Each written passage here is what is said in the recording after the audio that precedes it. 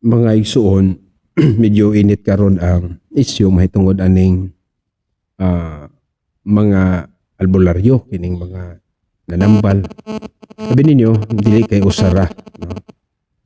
Kung dili daghan kaayo ni sila na klase-klase sad sila mga gahom-gahom, no, pamaagi. Unya moingon ang uban nga nung ingnon man nga dili na iyas Ginoo nga nagamit man sa ngalan sa Ginoo. No? Ginoo sa ngalan ni Jesus man. Pero tanaw lang ninyo, di sa gikan ag ilang gahom. Di sama sila nagkuha. Kaya ang normal na to, nagikan ta sa pagampo, sa atong pagsimba, sa mga sakramento mo nay gahom nga gikan Dios Ginoo. Pero ni atay basahon sa Biblia, nga angay po ni pamalandungan sa tanan ug mutuot ang Biblia. Naa sa Matthew City 21 ngadto sa 23. Madtud pa sa atong Ginoo. Dili ang tanan nga magtawag ka nako Ginoo Ginoo makasulod sa gingharian sa langit. Kung dili kadto lamang nagtuman sa kabubuton sa akong Amahan nga atuwa sa langit.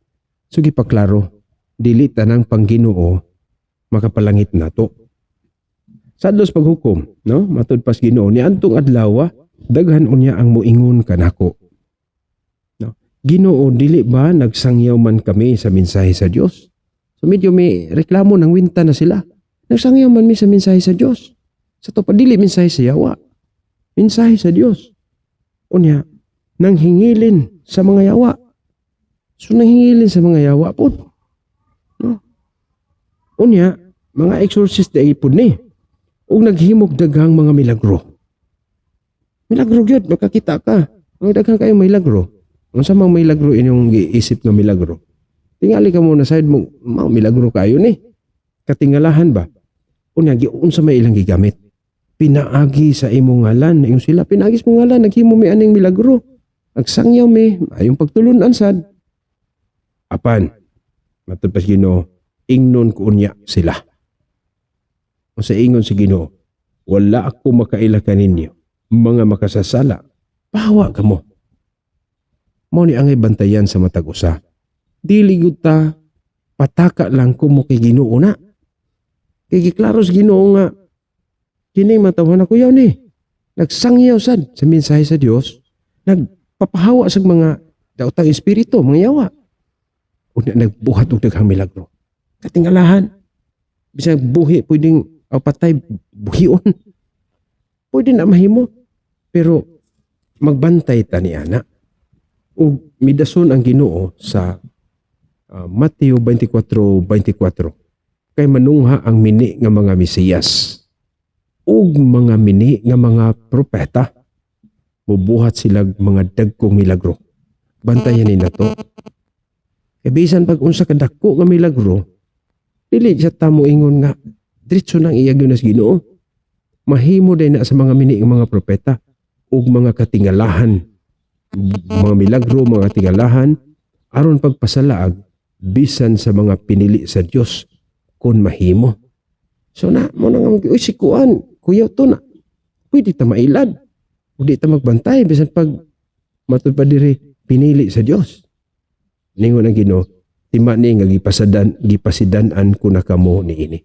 Pasidaan ni Ginoo mga igsoon. Iguratang ni padayag diri. Kay daghan man gud pud uban nga wa masayod niini. Kay mabitan ng uban nga, Ginoo raman mo. Basta kay Ginoo, okay na. Uy, hinumdumi nga gipahinumdum nas atong Ginoo mismo. Muna nga kining atong gibuhat maigsoon is to inform. Pero kamo may mo decide. Ang atong gitanaw din kalawasan dili lang sa lawas. Kayuhan dili lang sa lawas. Kung dili siguro na to ang atong kalawasan, kay basig maparihatas giigos Ginoo. Nagsangyas mensahe, nagbugaw sa mga yawa, no? Nagpapahawa sa mga yawa, nagbuhat og milagro og mga katingalahan. Pero inos Ginoo, pahawa kamong mga makasasala, wala ko makaila kaninyo. Pero ang ilang gigamit ngalan sa Ginoo. Inaadyo iban men nga di man ngalan sa yawa. No.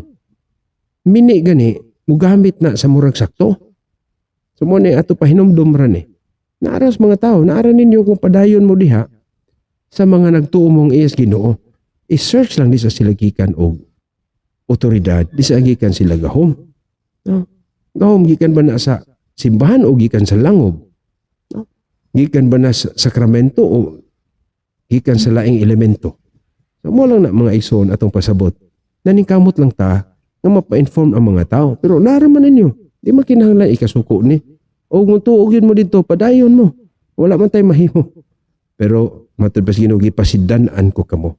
Nga daghang mini nagdala sa iyang ngalan, nagsangyas mensahe sa Dios, nagpapahawa sa mga yawa, nag-ayog masakiton, tanan milagro, pero dili iya. Amo na atong pahinamdom lang sa tanan. God bless.